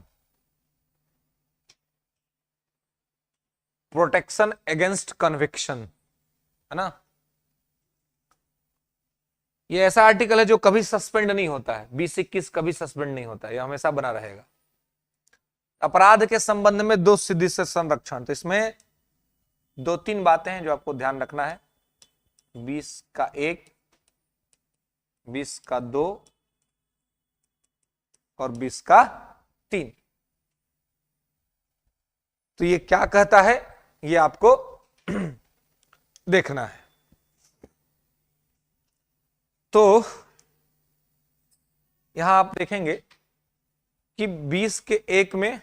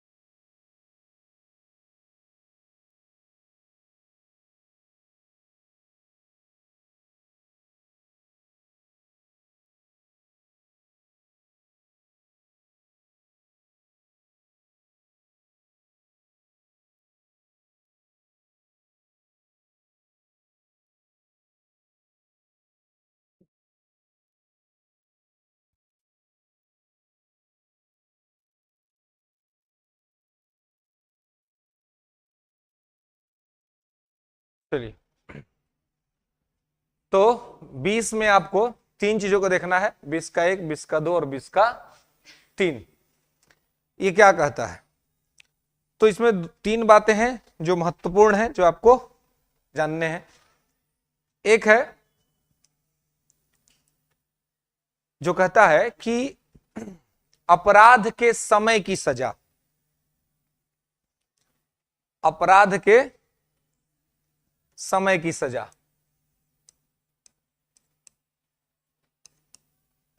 अपराध के समय की सजा। मतलब जैसे मान लीजिए कि किसी ने कोई क्राइम किया है ना, तो जब वो क्राइम किया है, जब उसने अपराध किया है, तो उस अपराध के समय जो सजा का प्रावधान होगा वही सजा उसको दिया जाएगा, उससे आगे का या उसके पहले का नहीं दिया जाएगा। फॉर एग्जाम्पल, जैसे मान लीजिए कि आज कितना तारीख है जी? 12 है, 12 है, ठीक है। तो 12 अक्टूबर 2023, मान लीजिए कि आज के दिन में कोई आदमी किसी का मर्डर कर देता है ना, आज के डेट में किसने किसी का मर्डर कर दिया, मार दिया जान से, 12 तारीख को। और आज तक, मतलब अभी तक जो कानून है मर्डर का, कि अगर किसी ने किसी को मार दिया जान से तो उसको उम्र कैद की सजा होगी, लाइफ इंप्रिजमेंट उसको दिया जाएगा, उम्र कैद की सजा हो जाएगी, मतलब कि वो जितना दिन तक रहेगा जीवित वो जेल में रहेगा। ठीक है, अब उम्र कैद की परिभाषा यही हो गई है। पहले उम्र कैद का परिभाषा था 14 वर्ष, है ना। लेकिन मान लीजिए कि कल यानी कि 13 अक्टूबर को कानून में बदलाव होता है, और 13 अक्टूबर को कानून में बदलाव हो कि यह कर दिया गया कि अब कोई किसी को यदि मारेगा जान से तो उसको उम्र कैद नहीं बल्कि फांसी की सजा होगी। ठीक है, तो अब 12 तारीख को जिसने मारा है ना किसी को, उसको फांसी नहीं होगा कभी भी, उसको जब भी होगा उम्र कैद ही होगा, क्योंकि उसने जब मर्डर किया था तब मारने की सजा उम्र कैद थी, इसलिए उसको फांसी नहीं होगा। उसे कहते हैं अपराध के समय की सजा, कि जिस समय आप क्राइम कर रहे हैं उस क्राइम के समय जो सजा का प्रावधान होगा वही सजा आपको दिया जाएगा, दूसरा सजा आपको नहीं दिया जाएगा। भले ही कानून बदल गया हो उससे कोई फर्क नहीं पड़ता है, आपको वही सजा होगी जब आपने क्राइम किया था, और उस समय जो सजा का प्रावधान होगा वही आपको दिया जाएगा। इसका एक प्रैक्टिकल एग्जांपल अगर मैं आपको बताऊं तो आप लोगों को याद होगा या पता हो, 2012 में 16 दिसंबर 2012 क्या हुआ था? हाँ, निर्भया कांड। गुड, निर्भया कांड 16 दिसंबर 2012 को हुआ था निर्भया कांड। दिल्ली की सड़कों पर मध्य रात्रि के अंतर्गत एक दिल्ली की बस के अंदर, प्राइवेट बस थी जिसके अंदर एक लड़की के साथ जो है लोगों ने, मतलब जो लोग थे उसने अमानवीय व्यवहार किया, मतलब मानवता को शर्मसार कर देने वाला घटना को अंजाम दिया गया चलती हुई बस के अंदर में, जिसमें बाकी बस ही के लोग थे और दो लोग थे, एक लड़की थी, लड़की के साथ उसका एक फ्रेंड था, दोनों यात्रा कर रहे थे। और उस बस के अंदर वो काली रात जिसमें घटना घटी, और उस घटना को निर्भया कांड नाम दिया गया, क्योंकि हमारे देश में रेप पीड़िता का नाम सार्वजनिक नहीं किया जाता, ये कानून है, एक्ट है ना, कि उसको उसका रियल नाम नहीं, उसको एक नाम दिया जाता है, तो वहां पीड़िता को नाम दिया गया निर्भया।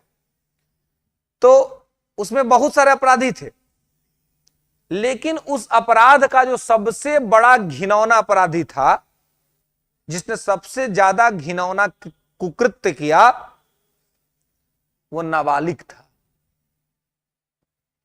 उसका उस समय एज 18 वर्ष नहीं था, 18 वर्ष पूरा होने में कम था। तो निर्भया कांड के जितने अपराधी पकड़े गए तो जितने एडल्ट थे सबको फांसी की सजा हो गई, और सबको फांसी हो भी गया। अब बहुत लेट से हुआ लेकिन सबको फांसी हो गई। एक ने तो जेल में ही आत्महत्या कर लिया था।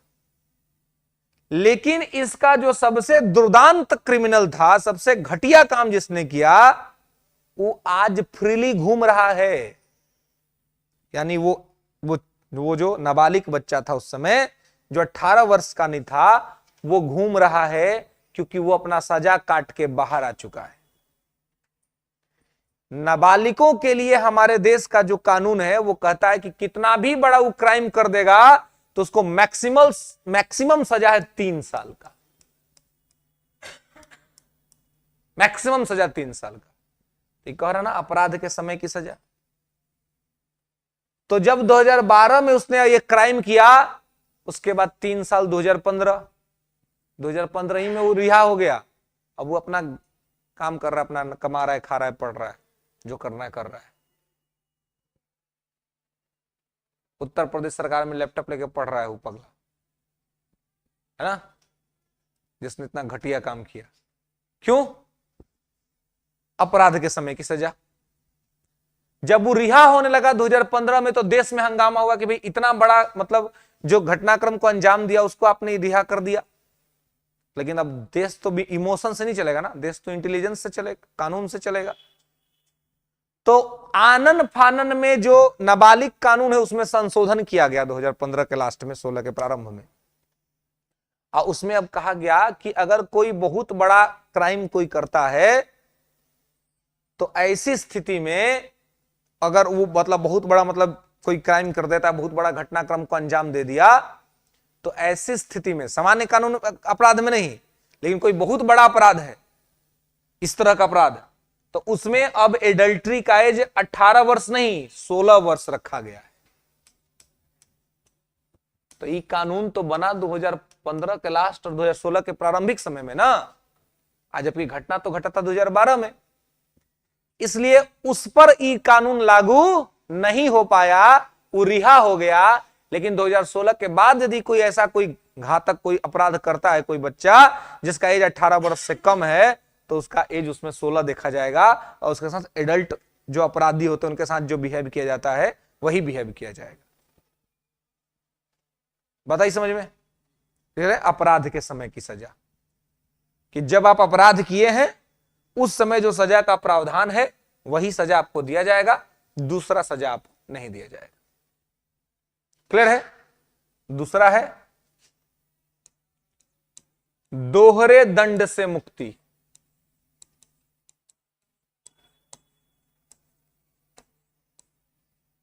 दोहरे दंड से मुक्ति, दोहरे दंड से मुक्ति का मतलब क्या हुआ? इसका मतलब यह हुआ कि एक अपराध एक सजा। एक बार आपने जो क्राइम किया है तो आपको एक ही बार सजा मिलेगा। Why you are talking each other? Focus here ना। तबीयत ठीक नहीं है तो फिर तो घर जाना चाहिए आपको ना, हाँ जाकर रिलैक्स कीजिए, अभी जाइए वहां पे। दोहरे दंड से मुक्ति का मतलब है एक अपराध एक सजा।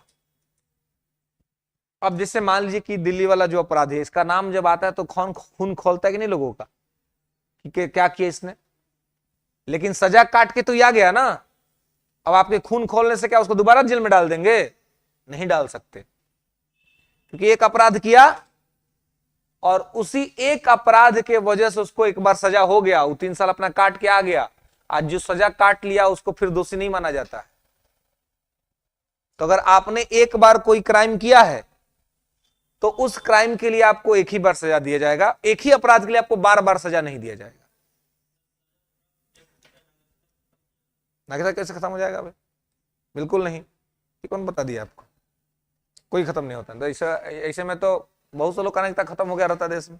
जब सजा काट के आएगा तब का विदेश चल जाएगा रहने के लिए। सजा काट लिया, सजा हो गया, मतलब अपना गलती का सजा भुगत लिया, बात खत्म हुआ। उससे नागरिकता पर कोई असर नहीं पड़ता है, सिटीजनशिप खत्म नहीं होता है। ये बताए हैं हम, नागरिकता पढ़ाए थे ना, अभी बताए थे ये बात? नहीं बताए थे। पहले का वाला डिवाइस सब डिलीट मार देना है। पहले वाला जितना डिवाइस आप लोग के दिमाग में लोड है ना, सबको डिलीट मारना है, सब वो अलबल लोड है ना। ये सब जो नया इन्फॉर्मेशन सबको डाउनलोड करना है, आईसी को रखना है, तो वायरस क्या करेगा? नया इन्फॉर्मेशन को भी खराब कर देगा, समझ ना। इसलिए पहले वाला इन्फॉर्मेशन सबको डिलीट मारना है। मोबाइल लेके जाते हैं, हैंग करता है मोबाइल, तो ऑपरेटर क्या करता है? पहले सब चीज को डिलीट मारता है, अक्सर कहता है अब नया से सॉफ्टवेयर डालिए और लोड कीजिए, तब वो लोड हो जाता है ना। तो वही करना है दिमाग का भी, नहीं तो पहले वाला सब रॉन्ग इंफॉर्मेशन को यहां मैच करेगा, सब गड़बड़ हो जाएगा। दोहरे दंड से मुक्ति, एक अपराध एक सजा। एक बार क्राइम किया एक ही बार सजा होगा, बार बार सजा आपको नहीं होगा, ठीक है।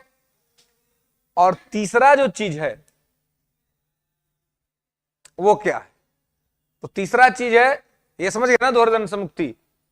तीसरा चीज है वो ये है कि स्वयं के विरुद्ध गवाही देने के लिए बाध्य नहीं किया जाएगा।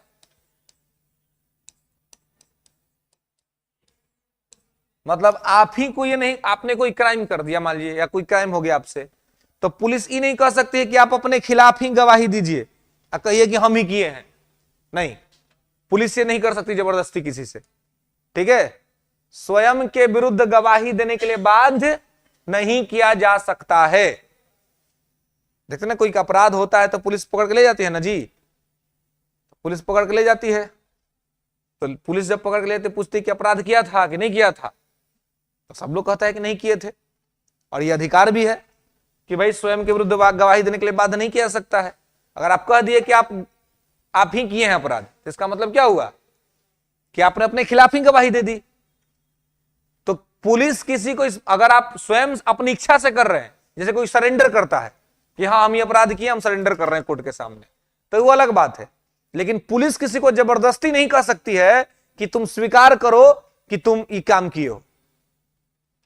लेकिन पुलिस तो जब उठाती है तो तबीयत से उपाय करती है, मारती पीटती है। तो ये सब जो जानता समझता है, पढ़ा लिखा है, तो क्या करेगा, पुलिस के सामने एक्सेप्ट कर लेगा कि हाँ किए थे अपराध। इससे क्या होगा, पुलिस के पिटाई से बच जाइएगा। हाँ तो लिखवा लेगा, ना मन तो जाएगा पहले कोर्ट में। अब कोर्ट में जाएगा तो वहां होगा 164 का बयान जज साहब के सामने। पुलिस के लिखवाने से कोई फर्क नहीं पड़ता है, जज साहब के सामने बदल जाइए। जज साहब पूछेंगे काजी किया था, बोले नहीं सर नहीं किए थे, तो लिखा क्यों, एक्सेप्ट क्यों किया? तो इतना मार रहे थे ना कि हमको करना पड़ा, अगर नहीं करते तो आपके सामने आने लायक छोड़ते नहीं हमको।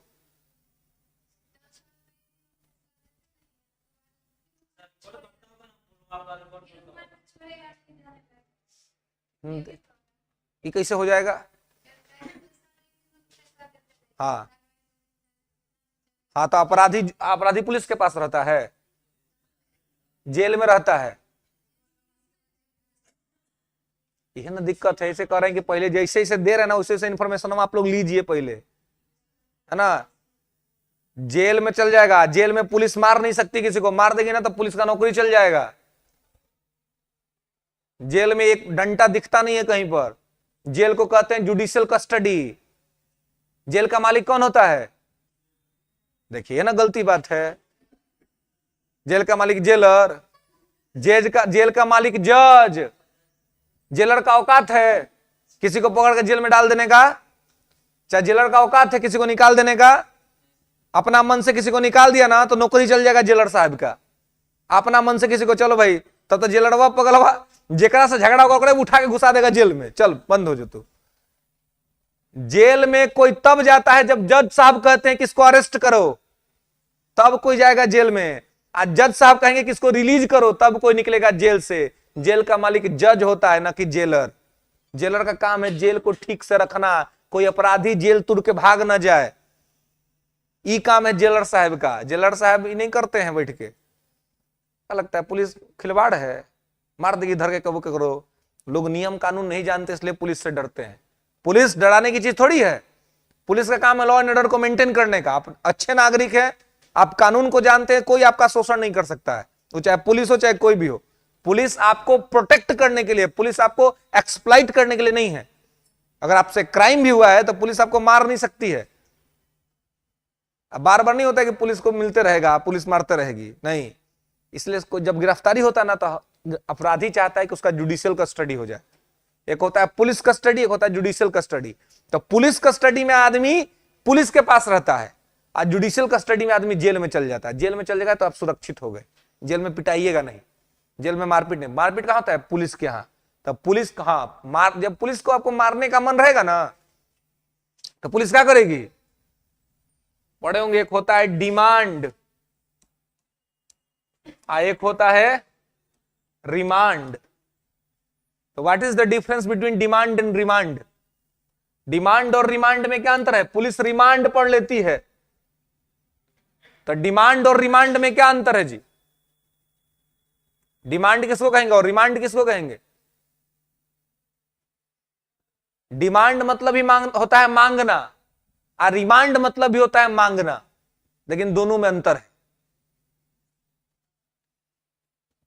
आपका कोई दोस्त है, वो बढ़िया सा जूता खरीद के लाया, आपको पसंद आ गया, आपने कहा कि लाओ ना 2 दिन तक हम पहन के जाएंगे कहीं घूमने के लिए। मांगते हैं ना, ऐसा होता है ना जी।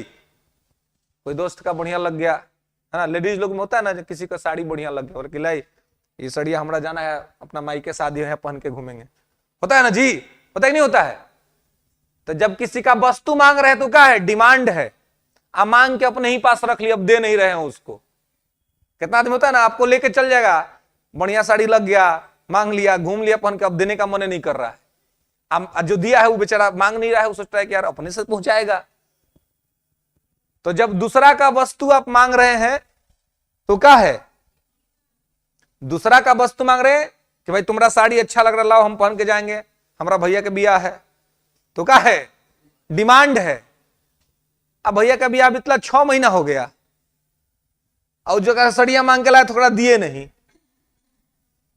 तब वो कहेगी ना कि भैया वापस करो मेरा, हम जो दिए थे वो हमको दो। तो जब अपना ही दिया हुआ सामान जब कोई मांगता है तो होता है रिमांड, और जब आप दूसरा का सामान मांगते होता है डिमांड। बताए समझ में? आपका सामान कोई आपसे मांग के ले गया, तुम्हारा घड़ी अच्छा लग रहा दो, तो वो आपसे डिमांड कर रहा है, और घड़ी आप पहन के खोलिए नहीं रहा है, अब कह रहा न देबो, तब कहेंगे ना कि गजब इंसान है भाई, हमारा 2 घड़ियां हमार लेके गया था, कहा था 2 दिन बाद दे देंगे, अभी तक दिया नहीं, तो क्या है, रिमांड।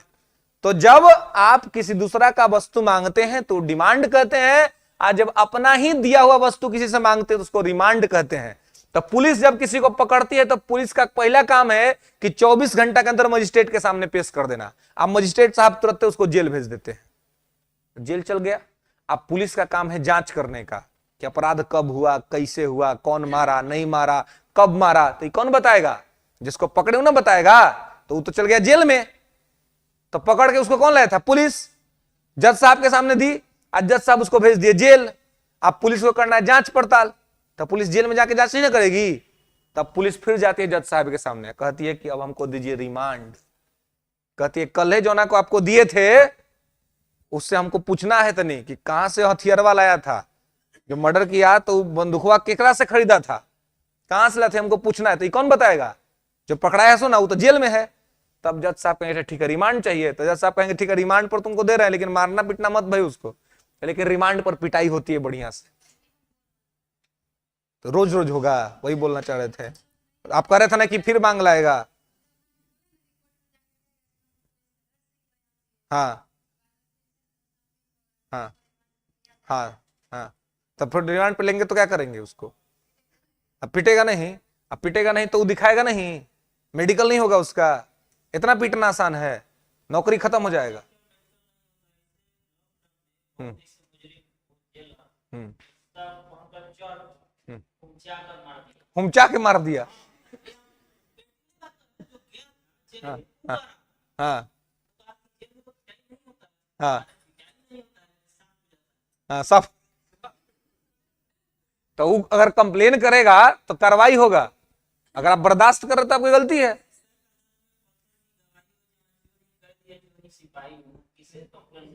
डायलॉगबाजी से देश नहीं चलता है, कंप्लेन करिएगा तो होगा। बहुत से लोग का नौकरी गया है ना। अभी तेलंगाना में जो फेक एनकाउंटर हुआ था, ऐसे ही जो निर्भया के कांड हुआ था ना, वैसे में पुलिस वालों ने फेक एनकाउंटर किया था और पूरी हो गया। अभी रिपोर्ट है जस्टिस पुरकर आयोग का, और उसमें 10 पुलिसकर्मी पर मर्डर का चार्ज चलाने का बात हुआ है कि मर्डर का चार्ज चलेगा और तत्काल प्रभाव से निलंबित कर दिया जाए। जांच होता है देश में, न्याय है, विश्वास करना पड़ेगा, उसके लिए काम करना पड़ेगा। ताकतवर से ताकतवर लोग जेल में बंद हो रहे हैं अब ना। तो ये डायलॉगबाजी से देश नहीं चलता है, देश प्रैक्टिकल से नहीं चलता है, देश चलता है कानून से। और कानून का उल्लंघन यदि कोई भी करेगा और अगर ये प्रूव हो गया कोर्ट में, न्यायालय में, तो उसको जेल जाना पड़ेगा, उसकी नौकरी भी छूटेगी। बहुत सारे पुलिस लोग भी हैं जो जेल काट रहे हैं, है ना। इसलिए अगर कोई भी नियम के खिलाफ काम करेगा और आप उसको उठाएंगे तो हो सकता है कि विलंब हो जाए, क्योंकि भारत एक इतना बड़ा देश है, विश्व की सबसे बड़ी जनसंख्या है, तो इसमें देरी तो होगी, लेट लतीफ होगा, लेकिन न्याय मिलेगा। तो इसलिए आपको जस्टिस पर विश्वास रखना पड़ेगा, और अगर आप उस मामले को कोर्ट तक लेके जाते हैं तो कोर्ट उस पर कार्रवाई करती है। तो स्वयं के विरुद्ध गवाही देने के लिए कोई आपको बाध्य नहीं कर सकता। आप कोर्ट में जाके जज साहब के सामने कह सकते हैं कि हमको ये जबरदस्ती हमसे ये बयान लिया गया है, मारने के डर से, मार खाने के डर से, है ना। और जब है ना कि ये कहिएगा कि हमको फिर मारेंगे, तो अपराधी जो जज साहब से कहेगा कि हमको डर है, रिमांड जब डिमांड होगा तो कहेगा कि हमको पिटाने का डर है, तो जज साहब पुलिस को आदेश देंगे कि जो भी काम होगा सीसीटीवी के दायरे में होगा, हम देखना चाहते हैं, सारा का सारा रिकॉर्डिंग देखना चाहते हैं, कैसे आप पूछताछ कर रहे हैं। ऐसा तो नहीं कि ले गए जांच करने के लिए, आप बढ़िया जाके वहां पे दुश्मनी निकाल रहे हैं उसके साथ। सीसीटीवी में हर मूवमेंट रिकॉर्ड होना चाहिए कि कैसे आप बात कर रहे हैं, क्या हो रहा है, नहीं हो रहा है, और उसको प्रोवाइड कराना है।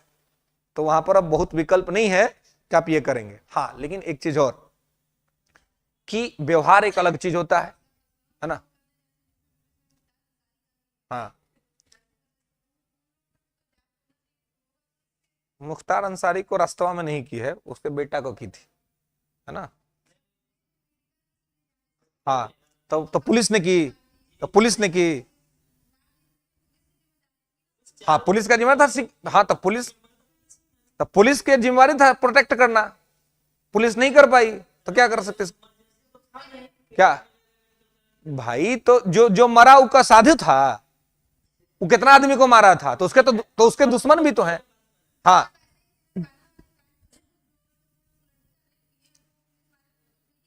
हाँ, तो ये तो अभी क्या हुआ, तो अभी तो फर्जी प्रूव हो गया ना, फर्जी प्रूव हुआ कि नहीं हुआ, तो उसको फर्जी प्रूव करवाइए। तो अभी उसी का ना कहें कि फर्जी प्रूव हो गया।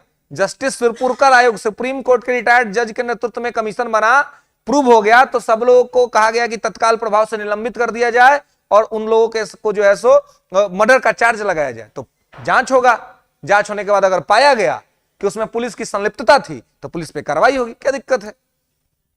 अगर ये पाया गया कि पुलिस ने वहां पे की, बिल्कुल पुलिस की रिस्पॉन्सिबिलिटी बनती थी। पुलिस अगर अपराधी को लेकर जा रही तो सिक्योरिटी देना पुलिस का काम है, लेकिन उस सिक्योरिटी के बीच में कोई अपराधी आकर उसको मार दिया तो पुलिस तो अपराधियों से ही निपट रही है ना।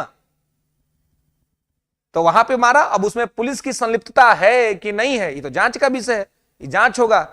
जांच होने के बाद अगर पाया जाएगा कि पुलिस की संलिप्तता, तो पुलिस पे कार्रवाई होगी, और अगर पाया जाएगा कि पुलिस की संलिप्तता नहीं थी तो पुलिस पे कोई कार्रवाई नहीं होगी। क्योंकि सबसे बड़ी बात कि जो मरा वो कोई साधु आदमी नहीं था, वो भी बहुत से परिवारों को मारा था, बहुत से मां बहनों का गोद सुना किया था, बहुत से भाई बहनों के भाई को मारा था वो आदमी, तो उसका दुश्मन तो लोग होगा ना। हमारे यहां पुलिस और औसत आदमी का औसत बहुत कम है। अपराधी एकदम बढ़िया बढ़िया हथियार लेके चलते हैं, पुलिस के पास एकदम नॉमिनल हथियार रहता है।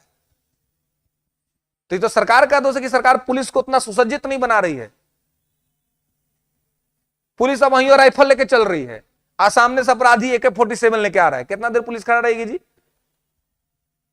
दिक्कत ये हमारे देश में कि हम लोग बहुत बार क्या होता है ना कि हम लोग अपराधियों के अधिकार का बात करने लग जाते हैं, और उस पुलिस वाले का क्या जो आपको सिक्योरिटी दे रहा है, उस पुलिस वाले का क्या जो आपके लिए दिन भर धूप में खड़ा है, उस पुलिस वाले के लिए क्या जो आप सो रहे हैं और जग रहा है, उसका कुछ अधिकार है कि नहीं इस देश में। लेकिन दिक्कत यह है कि हम पुलिस का अधिकार, सेना के अधिकार को भूल जाते हैं और अपराधियों के अधिकार के बारे में बात करते हैं, अपराधियों का मानवाधिकार खोजते हैं। हाँ, लेकिन इसके आड़ में यह नहीं है कि पुलिस गलती करेगी, पुलिस का काम गलत करना नहीं है, पुलिस का काम है सही करना। अब पुलिस का काम दंड देना भी नहीं है, पुलिस का काम है लॉ एंड ऑर्डर को मेंटेन करवाना। दंड देने का काम जज साहब का है, वो देंगे दंड, कोर्ट का काम है।